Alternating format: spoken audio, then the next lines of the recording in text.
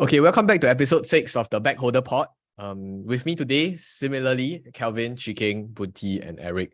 So I think this week specifically, because it was a pre-recorded episode, might not be the most timely in terms of the news discussion, but I think it's still a very relevant and very important discussion that we need to have. Because recently, a controversial YouTuber as well, I think for those of you who know him, his name is Ken. So it's actually called Chicken Genius Singapore. So I think he had a very good run in 2020, 2021 because he was long Tesla. I think he bought in at extremely cheap prices. His average was, I think, less than $100. Correct me if I'm wrong. But I think he managed to 10x his investment on Tesla alone. And then thereafter, I think earlier into this year, he started being slightly bearish on the investment itself. And even at one point in time, he was short on the company. And I think as for now, he probably closed his short, if I'm not wrong. And recently, there was this very controversial tweet storm that came out from his Twitter handle. So he's still pretty active on Twitter, but I think for YouTube, he has taken a slightly backseat. But he still updates, but not as regularly. So I'll just share my screen and we can go through what he actually said on his Twitter. Okay, so I think the first tweet that came out from him, I think was back in a few days ago, actually, on December the 6th. So he took a screen grab of the VIX. So for those of you who don't know what the VIX is, it's actually the volatility index of the S&P 500. Essentially, the higher the VIX, the redder the market. So now, if you can see, if you just draw a simple TA, like I learned from Kelvin Koko, you just draw one line over, and then you can see that actually the VIX has a very simple kind of support at 20. And 20 or the range between 16 to 20 is on the lower side. So you can see based on, I think this September of last year, the VIX has constantly been above 20, at least since the start of the year. And he tweeted out, if you are buying stocks with VIX at 20, you are a brave soul.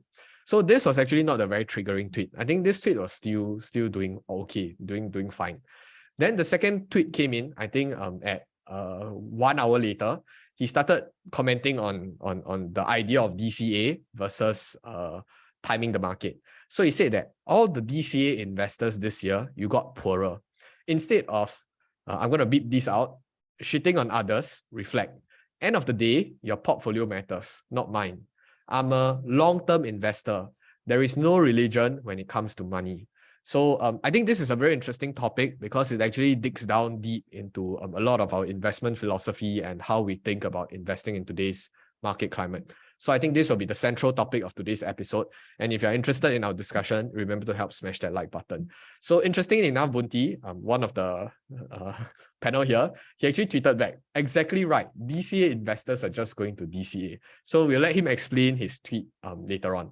But I think a more interesting discussion then was, there was somebody that actually tweeted to him, what happened to even God can't beat DCA? Long-term investors are better than short-term traders. And Chicken Genius actually replied, what happens when you get cancer? Stick to the same lifestyle. So it's a very contentious take from him. So maybe I'll just pass the time over to Bunti to explain what does his tweet mean first. Yeah, I think just some context first, right? Like you mentioned, he earned a lot of money in the past 2 years when the stock is rallying, and then he sold when he think that the stock price was quite high, and then he's basically bearish on the market for some time already, and the bearishness is mainly because of the macro takes. So he think that all this interest rate high, liquidity will be reducing, all this will have a negative impact. So he has been bearish for quite some time, and there are many people that is like shitting on him, basically saying usually these are the people who are still very bullish on the market or bullish on Tesla, so they don't like his tweets. That's why there's a lot of people that attacking him. But I come back to this tweet, right? I really have a strong opinion on this because I think he's attacking peoples, but he's attacking the wrong peoples, right? For example, I think for investment, there are two different ways to look at investment. There are people who want to play the market timing, and there are people who don't want to play the market timing. Okay, so for those who don't want to play the market timing, essentially they are saying like, okay, actually I can't predict the market. It can go up next year, it can come down. How to predict, right? I don't have all this insight. So what can I do? Since I'm still working, I'm saving money. So what I would do is just to DCA. I put same amount of money every month. Basically, I just treat the entire stock market as my saving vehicle and hope that over the next 5, 10, 15 years, I just DCA and this entire portfolio become a big portfolio and can help me to retire. That's the goal, right? That's the positions of someone who say, I can't time the market. Then on the other hand, there are people who say, okay, actually, I'm a trader. I can time the market. I read news. I look at the chart. I do TA. I do this and that. And then I subscribe to newsletter. I read a lot of things. When the stock market going to go up, I know it will go up. Then I buy. Then after it go up, I just sell. I take a profits.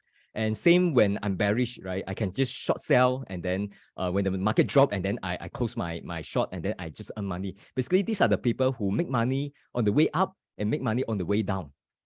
So I think that he's attacking those who are bullish because he's the bearish, right? He's on the bear camp. He want to attack someone on the bull camp. But you need to attack someone at the bull camp that is trading as well. Like if I'm the trader, I'm go for bull, right? And you go for bear, yes, we can debate because we are both talking about short-term thing. We are both talking about trading. So I think it's fine for him to shit on these people, but he shouldn't shit on those people who say, actually, I don't know. Actually, I just neutral. I just want to DCA. Why come and attack me, right? So I think in his construction, I can see his point. I can see his perspective. But I think he kind of like didn't construct it well, and I think all this will actually cause a lot of confusion, and once people confused, they also don't know, and when they feel attacked, right, they will attack him, and that's why he get a lot of abuse in the past. I think some of it, right, I think part of it is due to his confusing messages. I think that's my take on this. I think to add on the confusing messages part, right, there was a lot of people. There was this guy, very, very good lad, very try hard. So he went to go back to his old videos, I think a lot of Ken's old videos, and then he took multiple screenshots and then they made a collage. So basically what they were saying is Ken did warn them before last time when it was the bull market, saying that, hey, even God can't beat, can't market time. He said things like that. And then, so basically people are just saying that he's now better than God because he himself say that God can't market time, but he's trying to market time now. So there's just one part on basically a double standard of being more hypocritical. In last time he said something and then now he's doing something else. But I think just to arrow back to Eric, right, because it's short-term bullish, how do you feel? Are you getting attacked? Do you feel attacked and do you feel shitted on? No, I think I'm too small for anyone to attack me. The target is too small. You need to be at least Kelvin size. Then very easy to attack him because he's so big. Right. But in terms of investment philosophy, so now he's saying that you guys are losing money, yada yada yada. His whole tweet. Actually, I haven't really DCA a lot. I think like this year, right, 2022, I just bought like twice only. Like once in February and once in the recently August or something like that. Like it's all big chunks, right? Like one time hood go la. Not a lot. I bought like 5 to 10K worth each time because I also feel that the market macro is like terrible. I see my SE, right, the C limited, go down like a piece of don't know what. So welcome to the Alibaba bag holder. No, welcome to the bag holder club. That's why we're here, man. We're all bag holders. So yeah, anyway, I see my C perform so badly, right? I also don't dare to put Tesla so much because I know that the macro is so bad. Like all the big techs are going down. I really don't see that market is going to V-shape like the COVID that time. Yeah, COVID that time we're pumping a lot of money, right? Now, not really. So circling back to what Ken said, right, about DCA, I feel that when he said that what happens when you realize you have cancer, right? I think what he's trying to bring across, although it's like very choi kind of thing, like why you wish people got cancer. I feel that he's trying to say that the whole thesis, right, the whole foundation of DCA is that it only works well when we know that market comes down, but eventually it comes up, right? It moves in cycle. But if let's say you have a very protracted, quite a long-term dip, then DCA doesn't work that well, right? You just be buying more as the stock price keep going lower and lower, and it's a slow grind down. So you DCA, you say that, oh, I'm just buying more when the stock market dips, but it's not a dip, no, it's more of like an L shape. So I think that's what he's trying to drive at. Like he's not against people like or buying at the low, and then when market come up, they what, right? But he doesn't see the market coming up part anytime soon. Like anytime soon, I mean like 2 to 3 years. I think that's what he's trying to get across. Like by saying that, oh, you realize that you have cancer, you got to change your whole lifestyle, aka investing philosophy. I'm trying to think in terms of why he said that. I don't think he said that just to curse people. He's trying to bring a point across forcefully. Yeah, basically he's saying that the facts has changed. Like if you have a new facts and then you want to put that into your consideration, then you should incorporate that because the environment is different now. That's why he changed his position. I think this is fine. This is totally fine. I think the part that is questionable is that you just now you are saying as if we know that the market will come down and it will be a protracted bear markets for long time. If that is the case, right? If that's the assumption, then I do agree that whatever DCA that you have, you should actually stop. Okay, provided you know it will go down. But the question is, do you know? And if you say you don't know, you actually think that market can, like 50-50, it could up, it could down. And I don't want to play this market timing thing. That's why DCA come in. Because if that is not like, I don't know, like I say, I know the market will come down, right? Then you should DCA, you should just short the market, right? If you want to take that into your consideration. That's why I said that he attacked the in a wrong kind of way. Yeah. But the facts didn't change, right? The S&P 500 still will go up. Like in the long term and in any 20-year time period, it's supposed to go up. Like there is so many empirical data. That's the problem because we all make a lot of statements. Like we all create content and then we all talk about all these things, right? And we say, market will go up and market will cool down and then it will do a circle there and then it will go up again. All these things is like we can talk all sorts of things, right? That we don't put a timestamp there. Say for example, this statement was made on certain date and my projection is for the next 18 months. And you mark the 18 months, you come back, we discuss again, right? We don't do this kind of thing. It's always that market go up. I can tell you market will for sure go up one. I don't put a timestamp. I'll just release this segment whenever I feel like it, right? Then for sure I'm right all the time, right? So I think that's the problem. Like we can't even agree on what kind of time horizon that Eric just mentioned or Chicken you just mentioned. Like you said we know S&P for sure will go up, right? When? So that's the problem. The when is very important. 20 years. I bet anyone 20 years S&P will go up. But I think also to take Calvin's take first before we continue the discussion. What happened when your idol is like that? How? Idol. Can we? Okay, I want to like play devil's advocate so I will just stand on his side okay. For Chicken, you mentioned that the market will go up. I think there's no way you can guarantee that like if like World War III starts tomorrow, then the world is destroyed, right? There's no way the market will go up. It will just go down. In fact, if you just drag it over 1 million years, the market is very likely to go back down when the world is destroyed. So, I think we are referring to so there are a lot of like terms and conditions like if the world continues to be more productive, the country leaders are not stupid enough to start a war, then the market will go up. So that's the thing. So wait, so we will do on a factor, right? So Calvin attacked me first, right? I think I do agree. I do agree to a large extent in the premise that you discussed. Actually, I'm not the one advocating for buying into S&P 500 and just close your eyes and wait for it to come out better.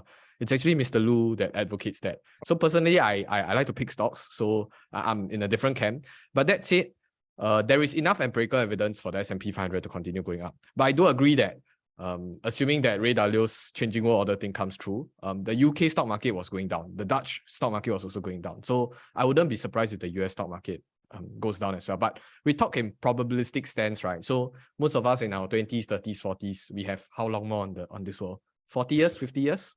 I give it to you, 60 years. Let's say you 100. You talk about age, very sensitive. but let's say in this 60 years, right, I think the probability of us being more productive and the world continuing on and the changing world order won't come so soon. So that's my assumption. That's why I say the stock market will go up, at least in our lifetime. But even if World War III were to come, as long as there's no big nuclear problems, I think the stock market will still go up. That's the basic. Because World War I, World War II 都活过来了. What's World War III? I mean, that's a basic assumption. But yeah. But Okay, cool. advocating for S&P 500, I think it's still the make sense things to do, because if we are going to get a World War III, then you anyway get a zero, right?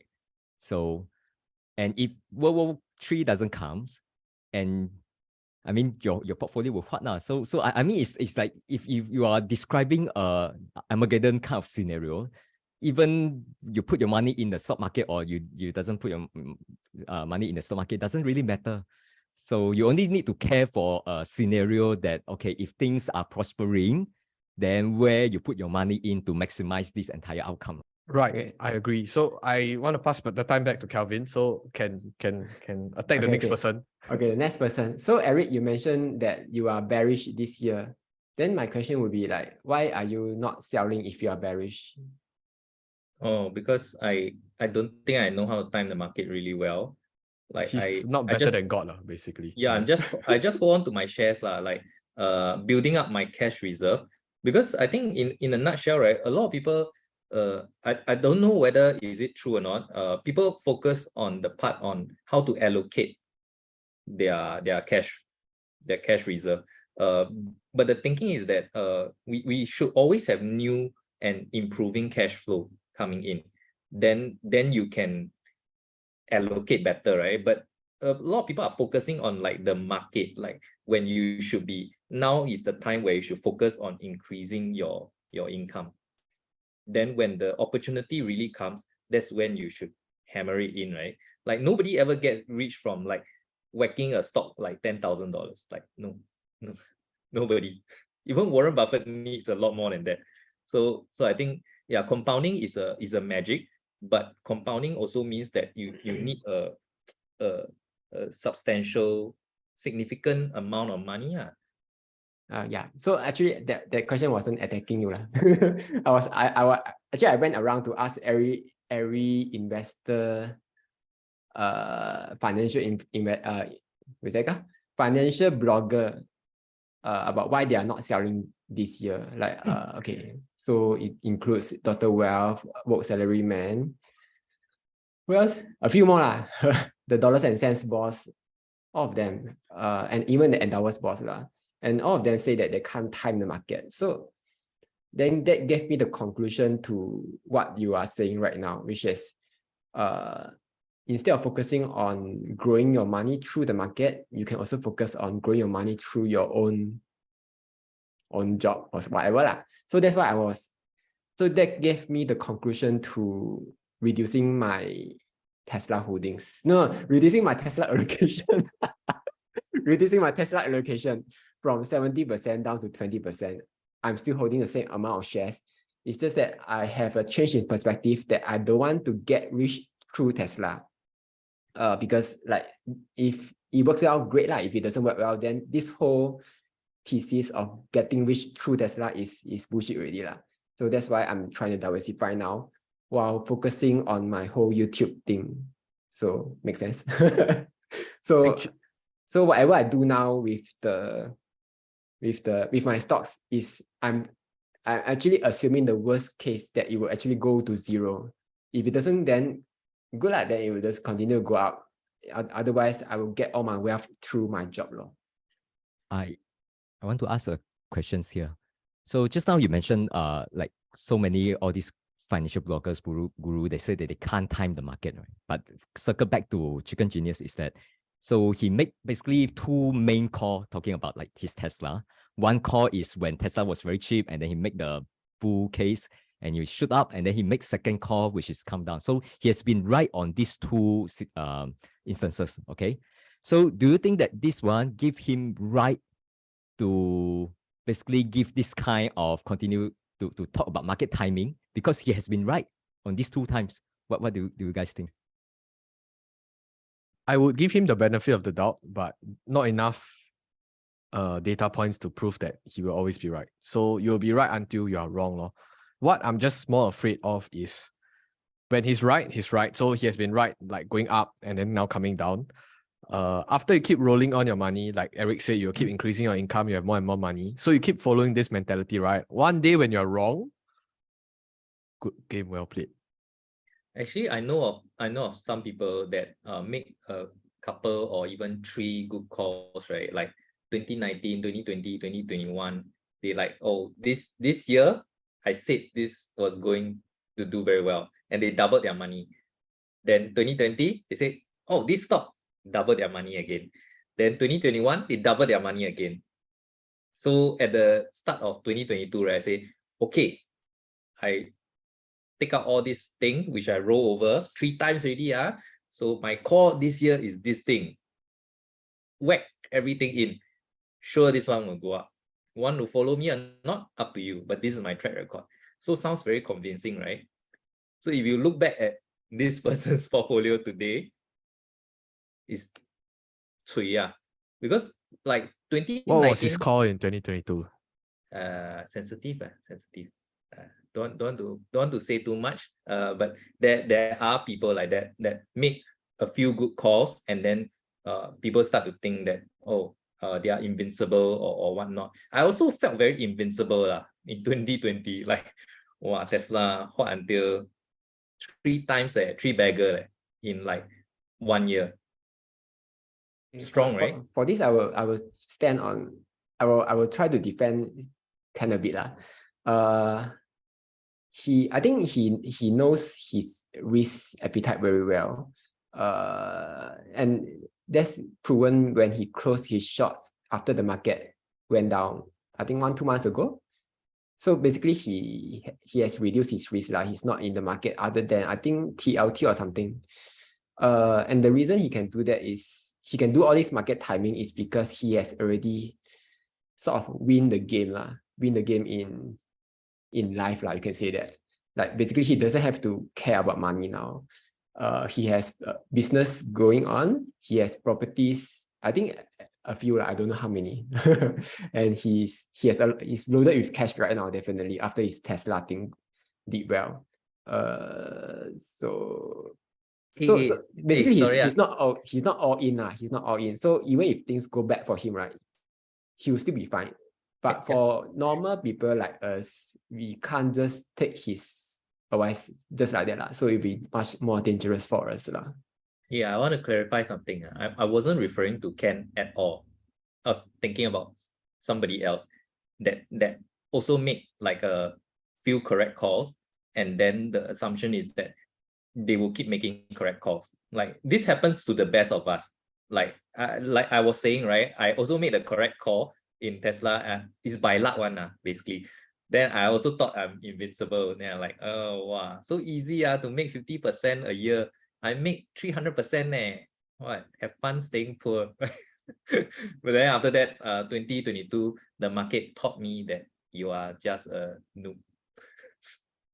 Yeah. So the market taught me that I'm a noob since 2020. So when you guys are having a bull run, I was having a bear run. But it's okay. I think this year hasn't been that bad for me. So I think that's why the market is such an interesting creature, right? Sometimes you can be winning money, people losing money, while other people are losing money and you're winning money. So that's my take. But actually, I have one bearish thesis. Oh no, one devil's advocate for Eric when Eric was talking about increasing income versus trying to be able to maneuver the markets, right? I think I forgot where I read this. I think it was from Buffer Mango. So there's a reason why I started. So if you guys haven't realized, I'm actually the youngest out of the bunch. I'm only in my early 20s. It's a flex on Eric. But anyway, don't talk about age. No, I think stop it, please. I think yeah. So I think the bigger concern is when you don't even know how to manage 10,000, right? What makes you think that you will know how to manage 1 million? I mean, that was my perspective on why I wanted to start early and pick stocks, because I know my downside is very low. Like even I lose everything today, even though I don't have a very high income compared to like Kelvin or Eric or Bunti, but if I lose everything today, I can come back quite easily because I'm young, I can take higher risks. But when I'm older, like 10, 20 years later, I don't dare to do it already because I might have a family, I have a mortgage to pay and stuff. So that's why I've always been advocating for people younger to just try it out first. Even though now the amount looks big, like, I mean, not gonna lie, I was down like 30-odd grand when I was taught that I was stupid last year. But it was a good learning experience. Like when people tell me, oh, I went through the 2020 crisis, please, I think you haven't seen Chinese tech yet in the last 2 years. So that was a good learning experience. And that was why I think that, yes, I think on one hand, you need to focus on increasing your income. That's very important. But equally, you also need to know how to manage your money and be cognizant and to learn through the different market cycles as well. So that's just my take on that. I think the main thing I was trying to get across is because we are essentially in the investing kind of groups, right? We tend to focus a lot on the investing part of it, like how to direct capital. I think more importantly is to build up the income stream and how to multiply the income stream. In fact, that's how most rich people, they get rich, right? They know how to do multiple income streams.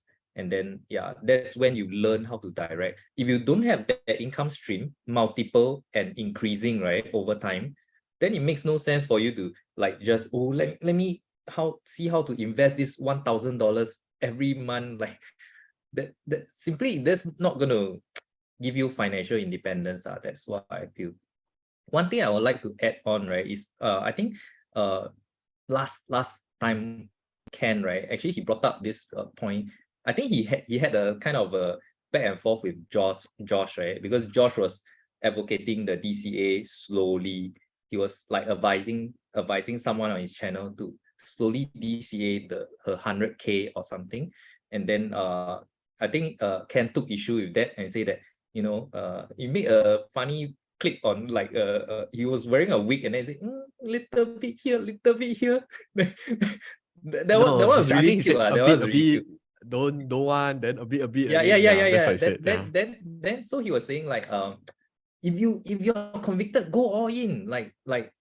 So he was quoting I think is it Warren Buffett or Charlie Munger? He was saying like diversification is only for those who don't know what they are doing. It's like a insurance for those who don't know what they're doing. Correct me if I'm wrong. I think he quoted them and he said that if you know what you're doing, then go all in. Like if you put a bit here, a bit there, it's not going to move the needle. And actually that time it made a lot of sense to me. That's where I went I went in big on Tesla. All in on right? Tesla. Yeah, then okay, now I think he changed it. He said no more than 30%. Then I like, oh man, Ken. Actually, no.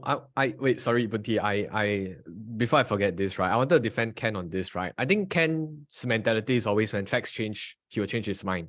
So the other time, I think when it was in a bull market and the whole US-China thing is not so problematic, right? He was convinced that he can go all in. But I think because of recent times, and he said that he has insider news or whatever, I don't know where is his sources, but I think he became a lot more concerned about the downside and the risks involved. That's why he started saying that, oh, you need to limit the exposure and blah, blah, blah. But yeah, that's to defend Ken. So the counter argument to that is like, for people like us who are just listening, just normal people, right? We don't have his insider info. How do we know when to listen when he say, oh, the facts have changed and then, then I should listen to you? Because to be fair, right, I think he did make quite a few not so good calls. I don't think I need to list them out. A lot of people list them out already, right? Like his you know his some calls then but they he will tell you it's less than 1%, right? I don't know, 99% is like, in Tesla. how do you know how much he put in, right? Yeah, exactly. So the people that are following, that's why I understand that they feel a bit anguished because he pivots quite quickly when he make a decision and say, okay, I'm gonna. In a nutshell, I feel that he's a very daring person. Yeah, when he has the conviction, he'll stick to it and then he will see it play out. So I quite admire him, but I cannot follow him. I think very good, bro. Well done. I cannot follow. My question is actually to build on what you just said, Eric, because including myself, I also have deep respect for him. I actually think that he made the right call, and those are the calls that actually I didn't saw it coming. For example, when he said Tesla is going to fall to 140, I was thinking that I'll be surprised if it fall under 200, for example, when he said that. And it actually happened, right? So I have deep respect for him for making such a like a bold call, and then he turned out to be right. This one I really have deep respect. But my questions to you all is that, I mean, talking about influence, right? Do you think that this is the right kind of influence that we should have on be it YouTube or Twitter or social media? Because for example, I'm trying to see this from someone who is, let's say, young, for example, 25, 30 years old, still learning about investing, still trying to pick up things, and don't have an arrogant kind of way to look at the market and just say that, okay, actually, I just want to do my DCA. I just want to do the, like slow and steady stuff. I have my asset allocations. I just want to stick to my plan. And then suddenly someone just jump out and say, hey, actually, you see, stupid, go and DCA. You should, I told you already, the market is going to go down. You should listen to me. Market is going to go down. So it tried to, in a way, influence people to more adopting this kind of like trading mindset. Like that you should, if you invest, you should look around. And then if you think that the market will drop, you should actually just trade in and out. This kind of influence that he's trying to bring to someone who is still new and learning. So my question to you all is that, do you guys think that this is the right kind of influence and we should encourage more people to listen to him, or actually not in this case? Okay, who is influenced? Who is influenced? Okay, Kelvin. I mean, his I'm kind not of influence. influenced, Yeah, is the right kind or no? Right kind or no? Okay, I just want to defend him again. Because I know some of you will shit on him. I think whoever you listen to always have some sort of bias. If you listen to CPF, they will tell you to top up to them, right? If you listen to your parents, they will tell you to work hard, get a good job, whatever, then you can retire 60 years old later. If you listen to your wife, not your wife, some of your partners, they will tell you to be loyal to them, never find another girl, whatever, right? So I think it depends who you want to listen to, and I think it's your own job to decide what's the best for your own circumstance. Like I asked Endower's boss, the Grab, I asked him, why should I invest in Endower's? Then his reply is, oh, because Endower's will do all the hard work for you. It can do all the balancing, whatever. It may even give you higher returns than the S&P 500. Then I go and ask Saif boss. He said the exact same thing. You should invest in Saif instead. So if I listen to everyone, then my views will be all around But so that's why you should take this market downturn as a chance to reflect on yourself, who you want to listen to. What's your own? Come up with your own judgment. Like people keep telling me, oh, Kevin, this year you keep flip-flopping. I'm not flip-flopping. I'm learning how to find the best way for myself. Like, okay, crypto, we all learned that crypto is a bad thing, right? Hodl is a bad thing. So, okay, I learned that. No, crypto, where got bad thing? Okay, crypto lending platforms is a bad thing. Okay, so that's what I learned this High year. yield staking is a bad thing. So then all in into one stock might be a bad thing, don't know. So that's the thing that I'm still learning. So if you can say that this guy is giving bad advice now, then I can say the same if your viewpoint is different from the rest. Like if you want to all in into Tesla, you can say that Endower's boss is giving a bad advice. So it depends on your own circumstance. Like if I want to all in US stock, then I can say that Chikeng's all in into Alibaba is a bad advice. If I want to, I can keep going on and on. So basically, I think it depends from person to person. Then you just try to sift whatever advice that is good for you. Like if you think in the bull market, all in into one stock is a good thing, then you listen to Ken's advice during the bull market. If you think you can time the market as well as Ken, then you listen to him. But if you're not good as him, then you listen to Josh's advice where you put a bit here, a bit there, that kind of advice. So I try not, I think the biggest problem with people is that they are very fixed mentality. Like if you can do this, means you cannot do that kind of mentality. And I think it's very dangerous if you keep staying to the same mentality. Yeah, so that's what I have to say. Kevin, I just want to understand, right? Do you come to this kind of mindset since the start of your investing journey, or you just recently have this kind of reflection? I think it's a gradual thing, especially if you are reading all these news articles. Like I say, if you see a chart, right, you can come up with different narratives. So if you're like me, you're reading all this chart for 3 years, almost 12 hours a day, you have a lot of different ideas also. I think after starting this whole journey, I've become a bit more flexible. Flexible as in more open to Prata? opinions lah. Yes, More yes, open yes. to opinions. Yeah, I just think that's I will try to see from their points of view, right? Like Chicken Genius, I don't think it's bad advice for him lah. So if it's bad advice if it doesn't apply to you lor. Maybe I can share my opinion on this also. Whatever Bunti has said, right? Actually, I'm guilty as charged because I'm in the same camp as Ken. It's just that we are talking about different stocks, and investing style, I think, slightly different as well. So he's a little bit more he trades in and out. He looks at macro, but I don't really. But in terms of concentration wise, yes, I'm slightly on the same camp as him. So I think there's a few parts where Bunti was explaining and breaking down the whole question, right? The first part is you talk about encouraging the influence. I think there is not really any encouragement here. I think the YouTube algo just pushes your video. More and more people watch. You can't control who's on the other end of the person receiving the quote unquote advice, right? Even though it's not even advice.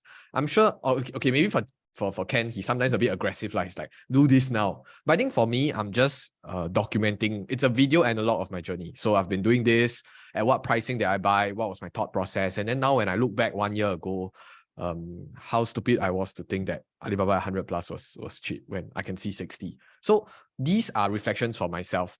And what you want to take action as a viewer, I think that's up to you. I can't control what you're going to do. So then I think like Kelvin said, right? There is a certain like resonation. I think in Chinese they call it 共鸣. So you sometimes have an affinity with this creator, or you like Chicken Genius, so you follow him. And then sometimes you like, I'm okay. I touch my heart. I ask myself, in this last 1.5 years, 2 years, I'm sure people follow me to Alibaba as well, and they are deep in the read. The funny thing is, I'm just more mindful where when you want to follow someone, you follow halfway and then you don't follow. So I'll give you an example. Today I follow Chicken Genius all in Tesla. And then tomorrow when Chicken Genius exit the market, I don't follow him. I tell you, I'm gonna hold all the way. And then today, year to date, 50% down. Then you blame Chicken Genius. Oh, you tell me last year I should all in. So when you like, because I know that we are on an open platform and you can follow many creators. Many people have different styles. Some value investing, some like to pick deep value, some like hyper growth, whatever. I don't care what kind of investment style you have. Whether you trade, you invest, whatever. Sometimes you might need to really go deep into that philosophy and to really have the understanding of what is the fundamental assumption of that philosophy. And if you want to practice it, you should practice it all the way. You don't do halfway, then you, like Singapore, you call it rojak, right? You, this do a bit, that do a bit. I today day trade, I tomorrow play options, the next day I all in Tesla. So I think at that point in time, I mean, to also kind of defend myself, right? When I go all in and when the opportunity comes, I strike even harder. But did you strike? I don't know. I mean, to those people that are blaming me that enter Alibaba as well. At 60 something, I tell you, this is retarded. I cannot use the word, but I even did a video with Master Young that day, right? And I told them that, hey, I'm gonna strike again because this is just getting ridiculous. So then I managed to bring my average down meaningfully, but people didn't follow. And then they say, ayo, you horse cannon lah, what nonsense lah, all those ma ho pao lah. I mean, if you want to follow, then you kind of need to really understand what's the philosophy of that investment style, right? If not, then just listen all of us as entertainment lah. Like just treat it as, oh, this guy, then you laugh at him, oh, you lose so much money. Yeah lah. Then that's what you're supposed to do. If you really want to follow, right? Even though we always disclaim that it's not financial advice, you just need to pick the correct investment style for yourself and be more cognizant of your own investments. That's all. Can I reply to that? Sure. Because I am guilty as charged. Like sometimes Tesla yeah, sometimes I listen to like, for example, Ken, right? Let's say I listen to his, then I like, oh, resonated with me. Okay, I all in, whack, DCA, correct, better than God. Yes, correct.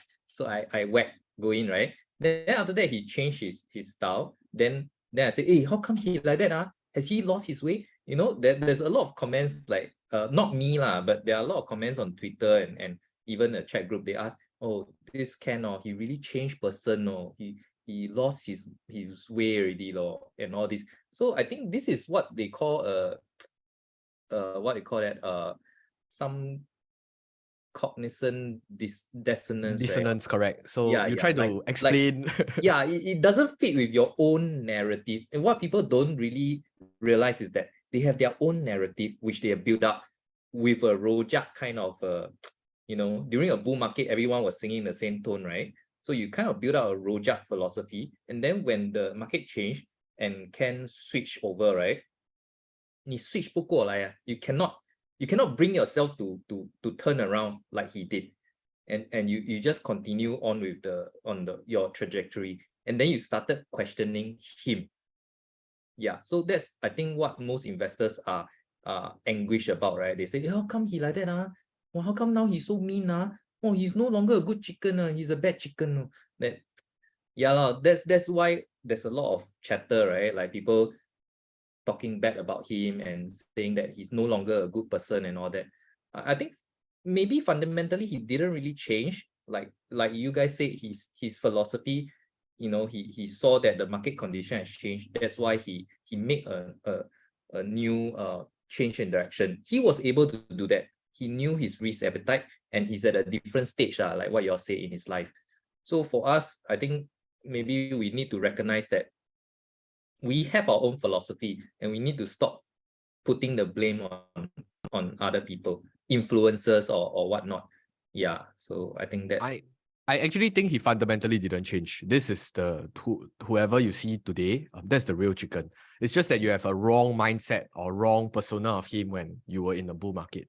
So that's my read of him as an investor. And albeit that he's still a good, like he knows what he's doing, and clearly he has called a few times correctly, and he has been performing rather well this year as well. So I'll give it to him in terms of that benefit of doubt. I agree with you when you say he fundamentally doesn't change, because I think fundamentally he's always a trader. That's the things. So talking about influence, he will always influence people towards the trading side. Like, I see this, I see up, I will all in. I see down, I will sell everything. Then, I mean, as long as the call is the right one, then I think the result will be good. That one no need to explain, right? It's just that he's influencing people towards the trading side. I think this one will be a very different camp compared to those who are not on the trading side. I think he himself does not categorize himself as either investor or trader. If you read his tweets, right, I think his bottom line is, you got make money or not? I got make money. Do you? Do you? Your call as good as mine? Like, I got 7 million. Do you? Your portfolio so big? Yeah. So that's his bottom line. Very convincing, right? Yeah. So you gotta understand that is his religion. Correct. So his religion is not trading or investing. His religion is making money. Yes. So that's his baseline. baseline. Correct. So those people that follow him, you must believe in this religion as well. Don't tell me what diversifying lah. What a bit here, a bit there. No, this is not in his dictionary. So he either make it big or go home. So that people that want to follow must.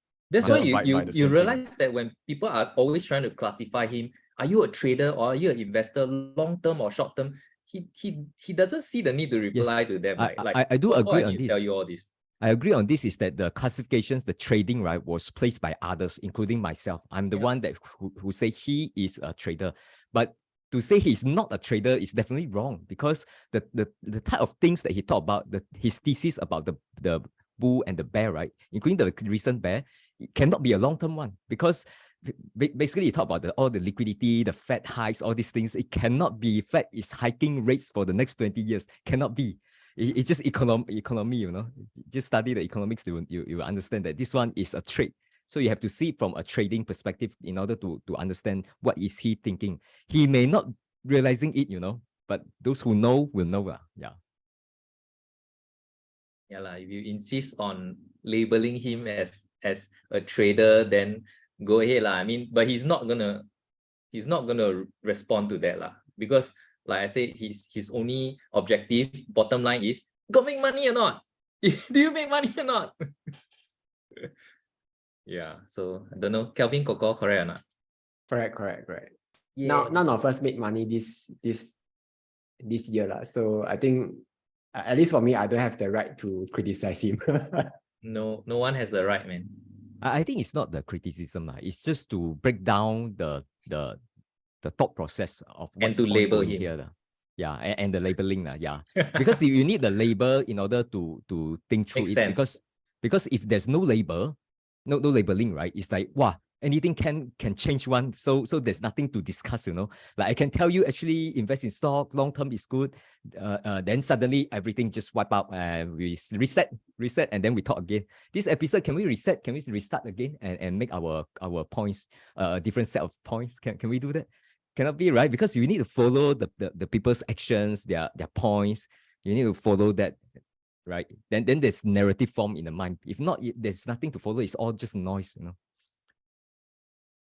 Actually, I also wanted to add, I think one thing that I didn't represent very properly, right? So actually, I'm not very against trading or investing or whatever. I think actually, my religion is slightly a little bit like CGS. If you have the ability to earn money on a consistent basis that is sustainable, I don't really care what method you use, but just make sure that it's sustainable. Like you can really prove it. Like for why value investing is such a reverent term, right? Because Buffett proved to you that he can do it for 60 years. 70 years. So if CGS continues investing for the next 40 years and he still managed to achieve this kind of result, maybe he can be a billionaire in 30, 40 years time, then sure, he has a proven track record to tell you guys what he did. And whether you want to believe or not, it's up to you to decide also.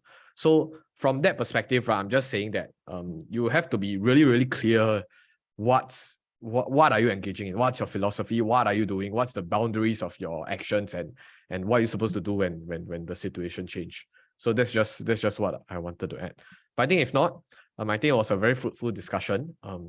Even though Ken is not here to defend himself, but I don't know whether he will watch our podcast or not. Invite him next. We all defend him, leh. Invite him next session. we got defend, we got never defend. It's not that one shot, just keep whack. No one. I think we all shared a fair amount of opposing views as well to defend him. I think hope you guys enjoyed the discussion. I think Ken has been a pretty controversial figure. So if you guys have any comments or you have your own ideas about it, feel free to leave in the comments as well. And yeah, we can have a discussion below. So hope to see you guys next week and hope you enjoyed the discussion. Bye-bye.